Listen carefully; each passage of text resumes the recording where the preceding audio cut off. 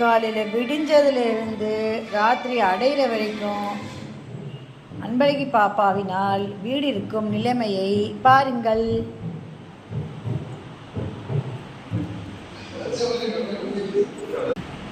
என்ன பண்ணி வச்சுக்க பாப்பா?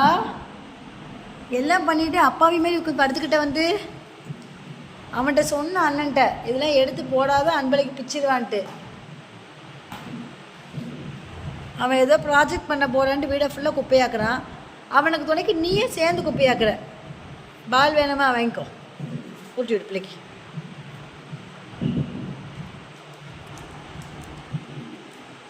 அம்மா கடி போயிட்டேன்.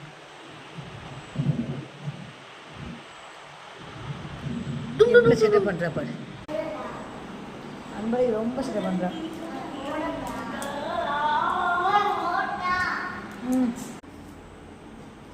அவளுக்கு தூத்து வாடி அள்ளணும். நல்ல வேலைக்கு சாப்பிடலை, பிச்சு போடுறதோடு சரி. என்ன சேட்டை பண்ணுது அன்பழகி.